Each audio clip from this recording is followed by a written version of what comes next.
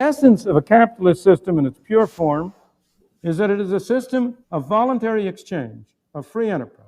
No actual system conforms to that notion. In the actual world, you're always dealing with approximations, with more or less. In the actual world, you always have impediments and interferences to voluntary exchange. But the essential character of a capitalist system is that it relies on voluntary exchange, on your agreeing with me that you will buy something from me if I will pay you a certain amount for it. The essential notion is that both parties to the exchange must benefit. This was a great vision of Adam Smith in his Wealth of Nations, that individuals, each separately pursuing their own self-interest, could promote the social interest, because you could get exchange between people on the basis of mutual benefit. Hey, what up, YouTube? I'm back. It's your boy, Dr. Jacob Isom. We here with another episode of Making the Case. We on episode 116, I believe it is. Today we're talking about, is capitalism the enemy to progress? Okay. I know way back when we did a video talking about capitalism. We may touch on some similar things that we did in a video way back when, but we're going to get a little bit more specific. We're going to talk a little bit more about different people's viewpoints on capitalism. We're going to bring up socialism just a little bit. But of course, before we get started, we got to go over our two channel norms, right? One, we'll take points in our people, and then two, we don't do all that cussing derogatory stuff because we're professional over here. Okay. But before I get into showing the clips, this is what I want to say, based on that very brief clip that I just showed you to kind of kick things off. Words means something. Okay. It's a couple words that I want to point out that he said. Okay. Free enterprise. And I know a lot of time people have heard of free enterprise. Free enterprise just means that everybody get to participate in this market economy. All right. And capitalism as a system that keep things going. Okay. So I don't think free enterprise means, right? Which is very important. Okay. And another word that or a phrase that I want to point out to you. Actually, there's a couple of them. He said more or less, right? And then the other phrase he said was, I want to say he said equal exchange or even exchange, when, of course, we know that there's no such thing as equality. And even when you look at the system of capitalism, you can see equality is not the measure of capitalism. Now, you can make an argument for socialism, even though, of course, socialism is not perfect. And let me just say this. No system is perfect, right? No government is perfect. No person is perfect. So we can throw that out the window. All right. Yet and still, to me, my belief is we need a little bit of mixture of socialism and capitalism. But I don't think that'll ever happen, because we're so stuck on really having a system that really will benefit the few and not the many. I mean, just look, whether it was communism or capitalism, right? They both benefit the few and not the many. But yet and still, we've had a strong push for capitalism. And yes, every system is imperfect, but I guess there's a little bit more freedom to capitalism, and it's a little more upside, particularly when you talk about, I'm sorry, that's me. I forgot to cut my ring off. Particularly when you're talking about exploitation, right? And we're going to touch on that a little bit more. So I'm going to save that because, well, let me just save it because I really want to go in on that part. But a lot of time when you are talking about capitalism, socialism will be brought up, because I guess those two systems are two systems that most countries are kind of looking at. Of course, with the Cold War, we pretty much done away with communism for most countries, right? Even though there are some out there that's still holding on to it. But for most of the world, communism is dead. Okay. We really was, did a number on communism. But at the end of the day, when it comes to government, we're talking about democracy. When it comes to a economy, we're talking about capitalism, right? Those are the two big push, particularly from the West, right? And then when you go to other parts of the world, you'll also see them participating in capitalism and democracy, right? But the question I'm really asking in today's episode is, does the current system that we had prevent us from moving forward? I'm not talking about technology. We already know technological we're moving forward, right? Does it prevent us from moving forward as a human species, right? Because look at our race relations. Well, they've gotten better, but it looked like we're going backwards based on what we've been seeing lately. And I think you know what I'm talking about. Gender relations. They got a little bit better, but it looked like we're going a little bit backwards based on what you've been seeing lately. Religion. Yeah, we got freedom of religion, but we still, persecute and violate people because of their beliefs.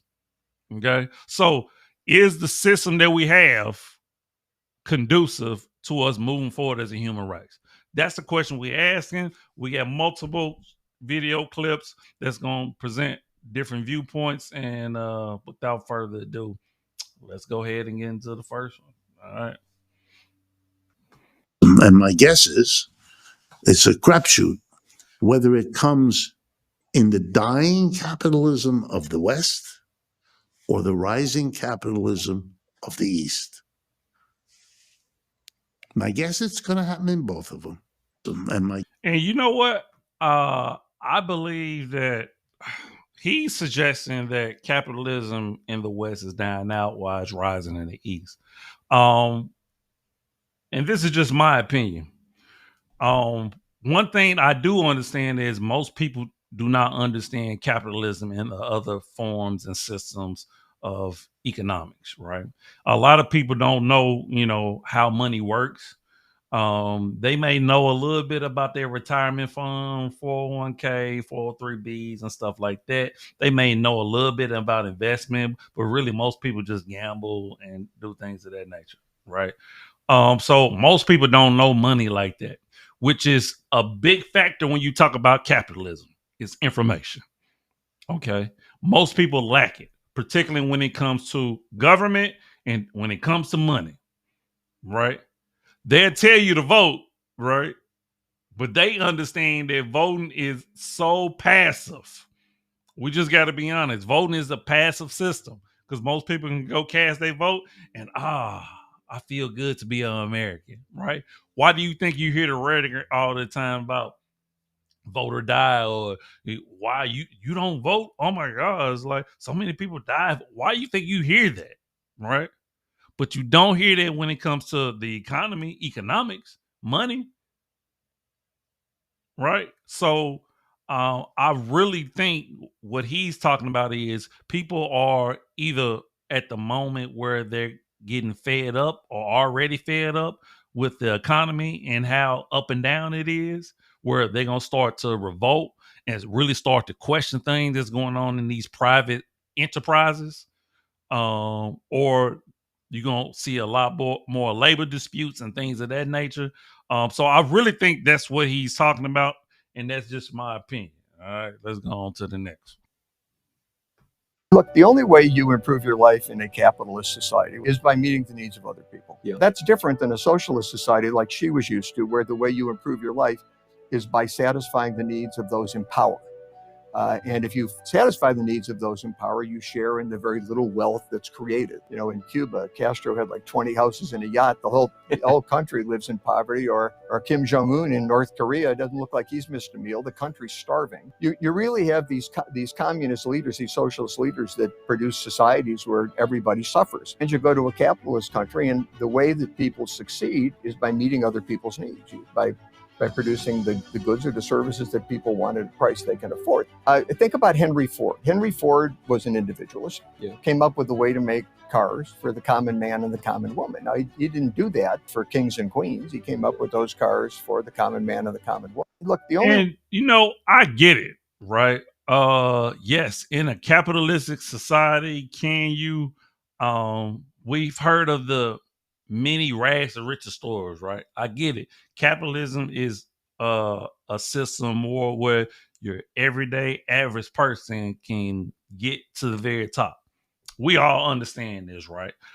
Yet capitalism does have flaws. I know he was kind of pointing out the good things about it because he was mentioning socialism and having a dictatorship where the people at the top are eating good, while a lot of the country is not. Well, in a capitalist society, that's exactly what we also see, right? We have a very underbelly, underclass, impoverished class, right? What do you think minimum wage is, right? So in a capitalist system, it's very exploitive because you have to have a working class.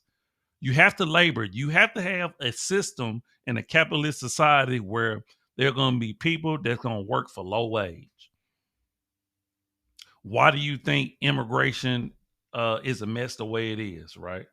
Because a lot of people will come from other places and work for those wages because it's like the government and system that I came from was even worse than this system, right? So y'all system is way better.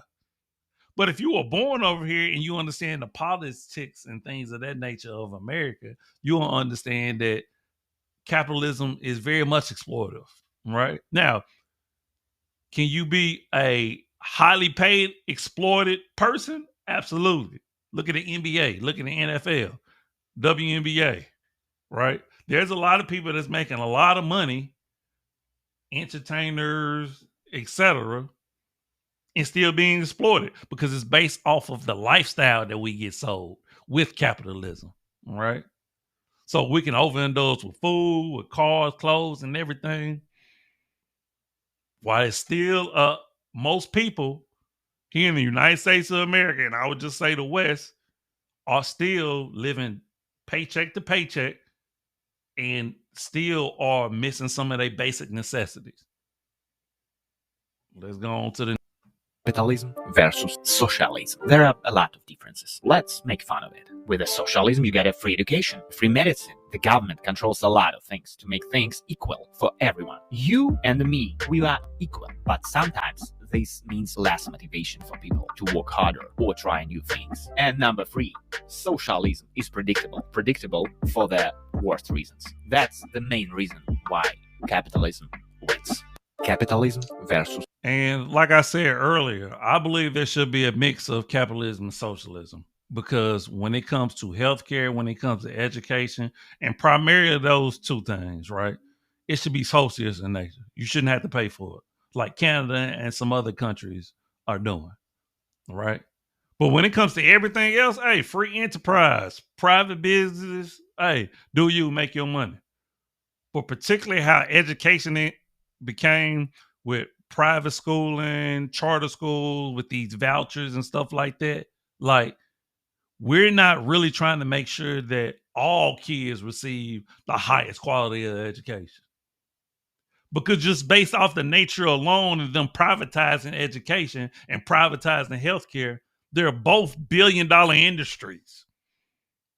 Tutoring has become at least $1 million industry alone. And you may be asking why? Well, because some kids are not getting the same level of education.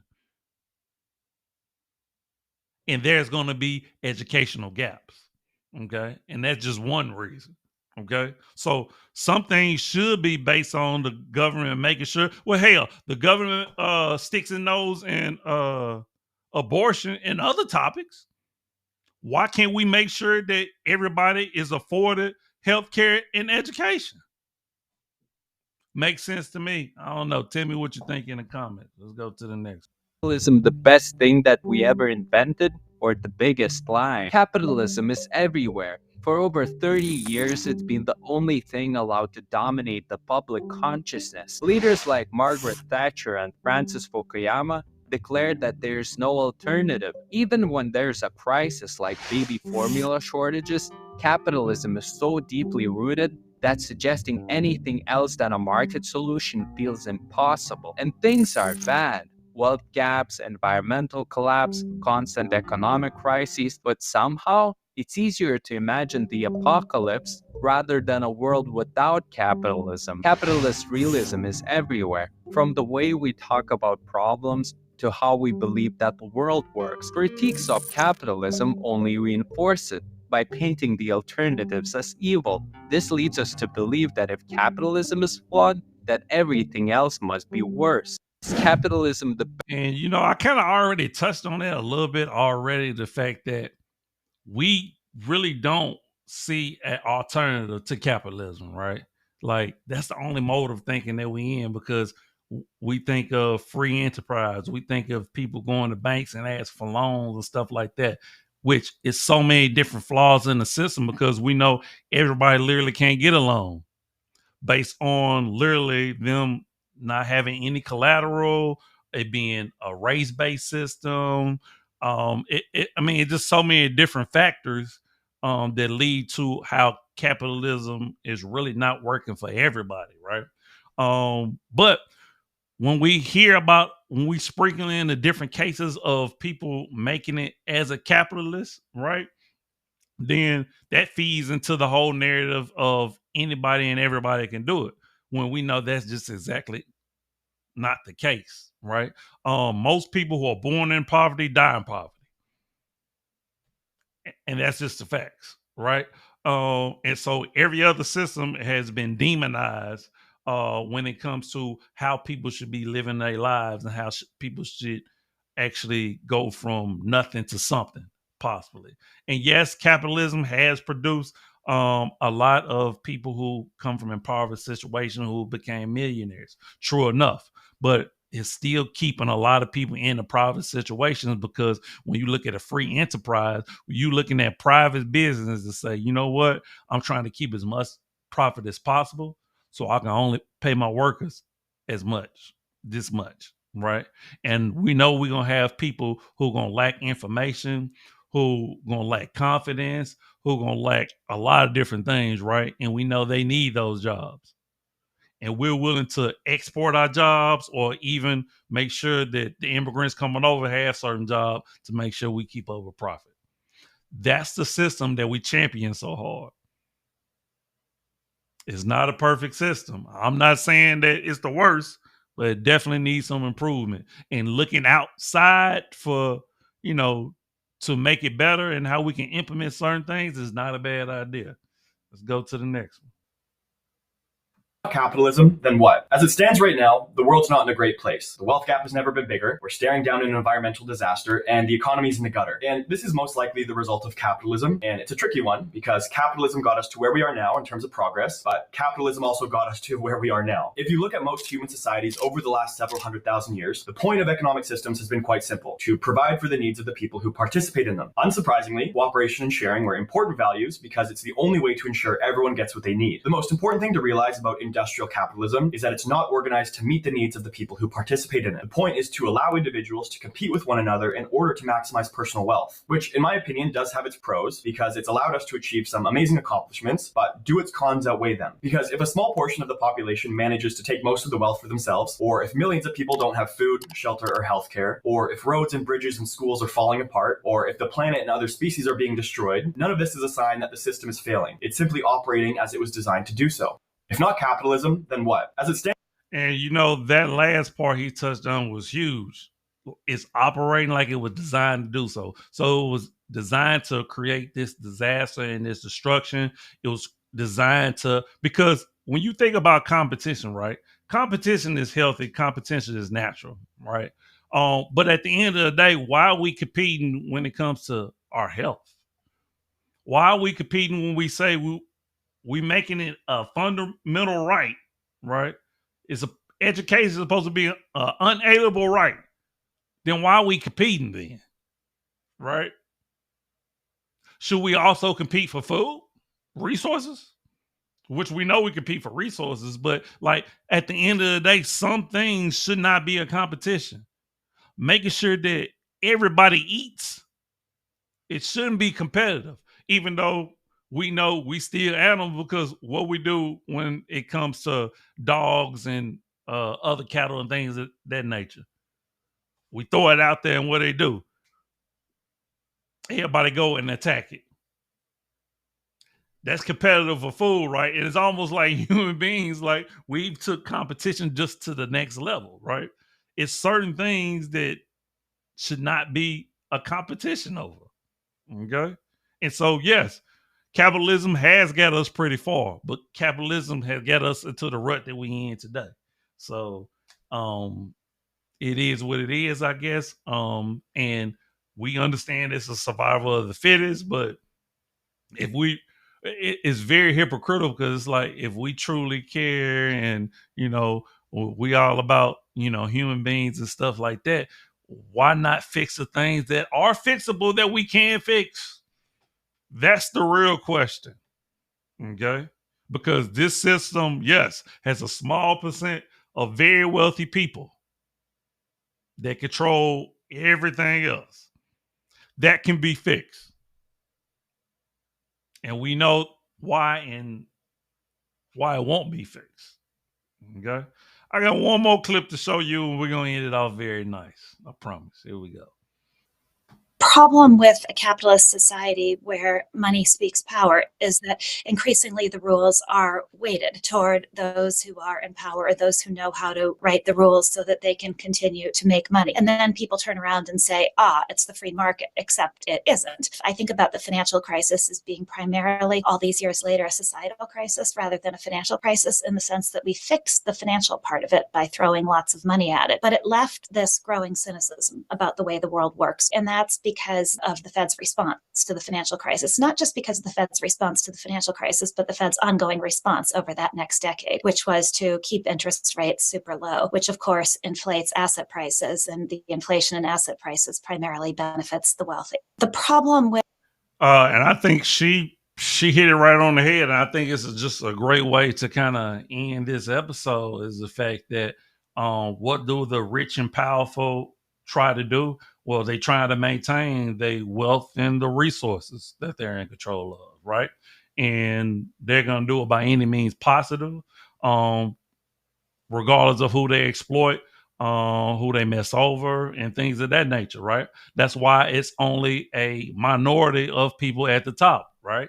Because at the end of the day, that's why the capitalist system is all about competition, because we know when it comes to competition, there's going to be a winner and there's going to be a loser.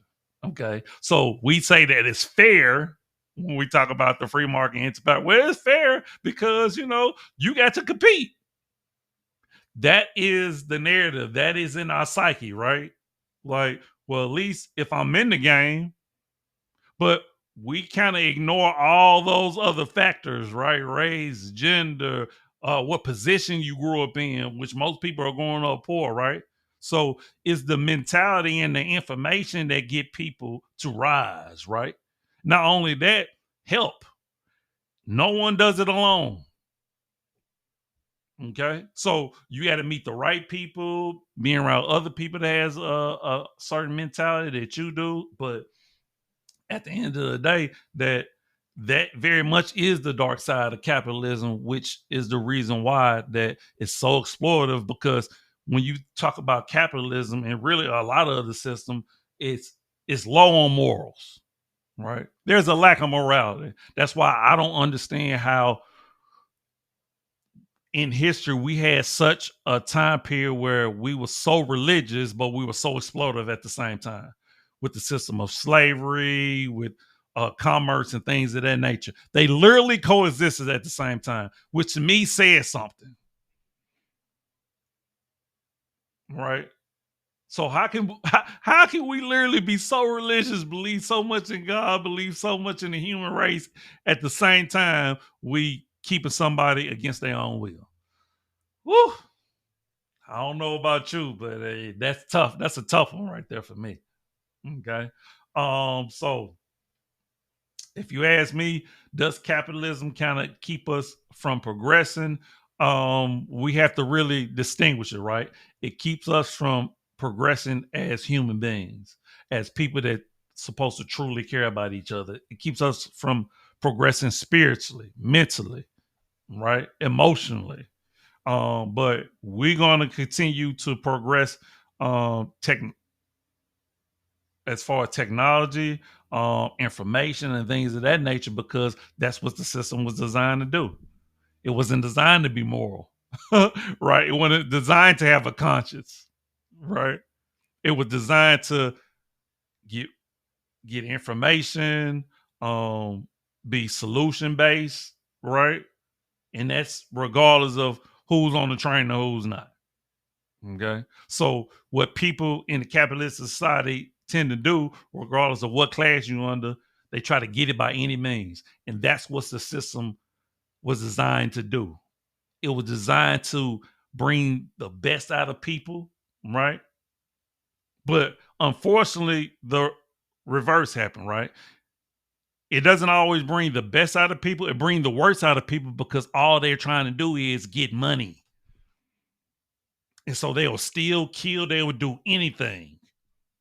That's what this capitalist system has done to us. We see it every day on the news. All right. And I think we're going to end the episode right there. Man, hopefully, you got a new perspective, man. You gain some insight, got some new information, because I always like to provide that myself. Okay. But of course, like, comment, subscribe, share the video. Please comment. Tell me what you think about this episode, man. Do you think, capitalism is any enemy to progress? Let me know what you think. Okay. But as always, I'm you are me. Love always, love return. Remember, the worst thing you can do is lie to yourself. And we out. Deuces. One love.